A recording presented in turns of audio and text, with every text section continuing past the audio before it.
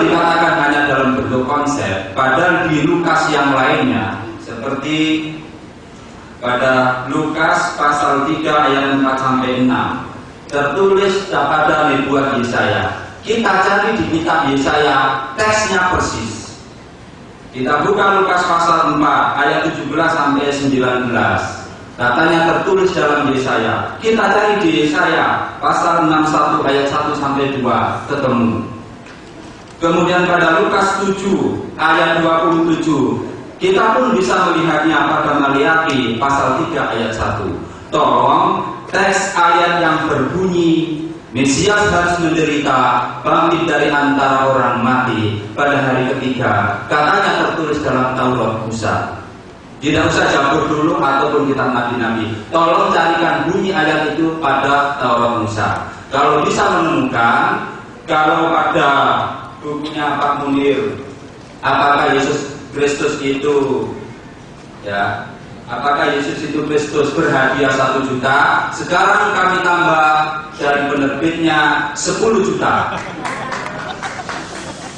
Kalau masih kurang, Haji Insan Mogoginta, teman kami, seorang mualaf dari Katolik, siap memberi hadiah mobil BMW-nya bagi siapa saja yang bisa menemukan bunyi ayat itu pada kitab Taurat Musa. Terima kasih. Baik, di dalam kitab itu disebut yang tertulis dalam kitab Taurat dan kitab Nabi-Nabi, dari seluruh Alkitab. Ya, tolong bacakan teksnya dalam Taurat dulu. Saya bacakan kitab Nabi Hosea ayat 2. Ia akan menghidupkan kita sesudah 2 hari dan pada hari ketiga ia akan membangkitkan kita. Jadi memang ada janji kebangkitan bagi orang beriman.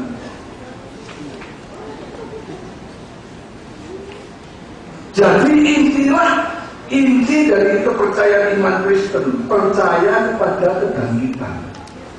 Kalau teman Islam tidak percaya, itu urusan Islam. Kami ini percaya pada hari kebangkitan. Kalau Bapak tidak percaya, itu silakan.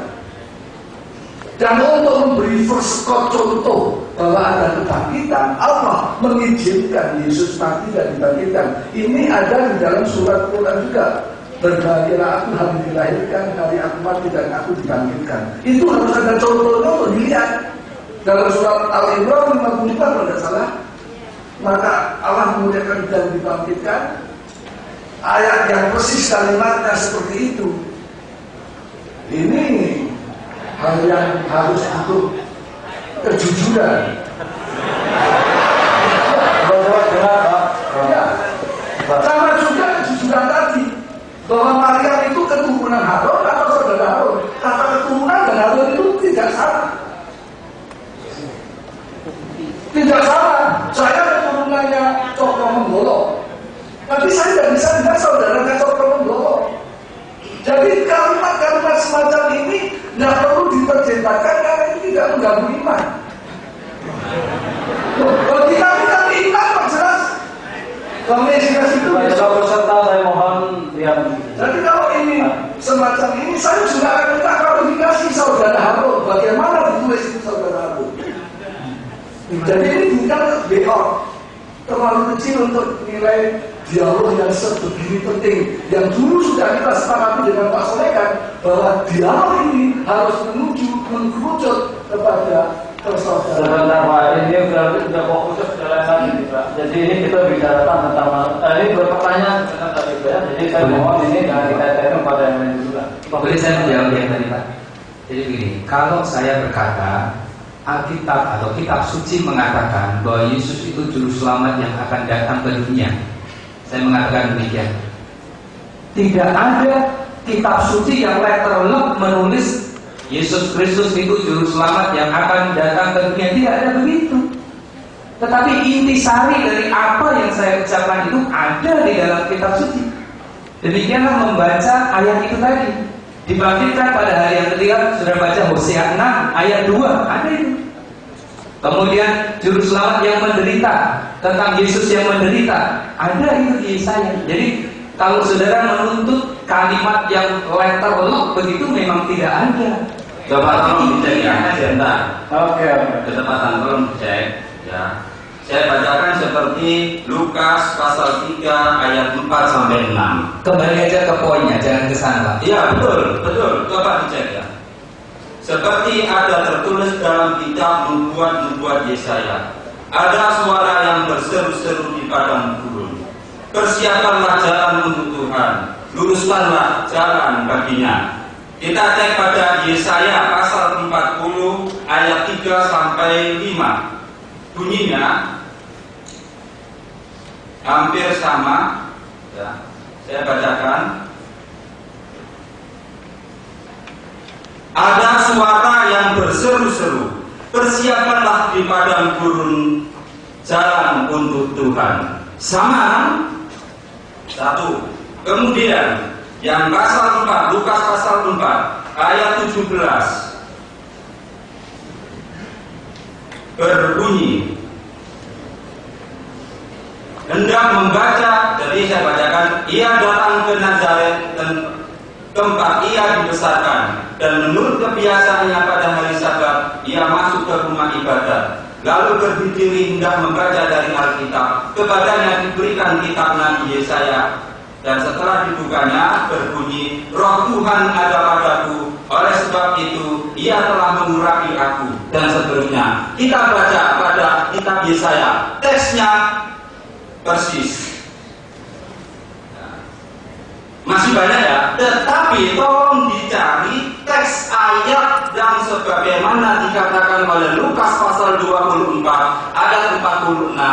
Mesias harus menderita, bangkit dari antara orang mati pada hari ketiga.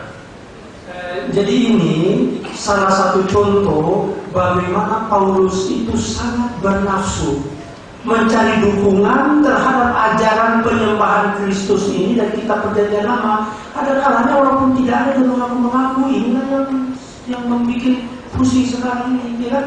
Dia mengaku ada tertulis, akhirnya percaya pusing 7 keliling cari mana tertulis tidak ada. Nah, inilah Paulus, berarti kan ini kan dukungan dari orang-orang pendukung Paulus seperti Lukas itu dokternya Paulus. Jadi kemudian mengenai tadi ya dikatakan bahwa kami tidak percaya dengan Trinitas. Ya, kita lihat lagi. Ini Kristen kayak apa ini? Kan begitu, ya kan? Karena Kristen itu menyembah Trinitas. Tapi kemudian setelah saya membaca pernyataannya Hillary, saya baru sadar bahwa ternyata umat Kristen ini berubah syahadatnya setiap bulan purnama.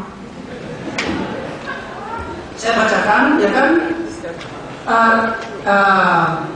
As many doctrine as an inclination, sebegitu banyak doktrin dan kemudian many source of blasphemy as there are found among us.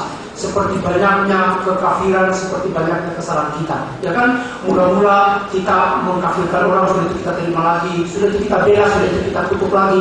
Ini adalah perubahan syahadat. Mula-mula Yesus ini diambil oleh Nabi, sudah itu dikutuskan jadi anak Allah, sudah itu dilantik menjadi Tuhan, sudah itu lagi angkat lagi Roh Kudus, angkat lagi Bunda Maria, dihapus lagi. Sekarang tadinya Trinitas ini berjuang selama 600 tahun untuk menciptakan Trinitas.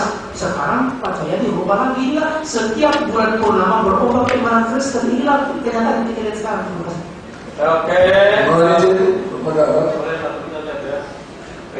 Standar biada yang diajukan oleh timnya Pak Sangkiri tadi mengutip satu ayat, kalau cocok dipegang, kalau nggak cocok dipegang. Tadi di dalam mengatakan Yesus itu dinubuatkan bahwa itu ketetapan Allah itu ditolak, itu bukan Yesus, itu Daud katanya. Mari kita baca Mazmur 2 ayat 7. Aku mau menceritakan tentang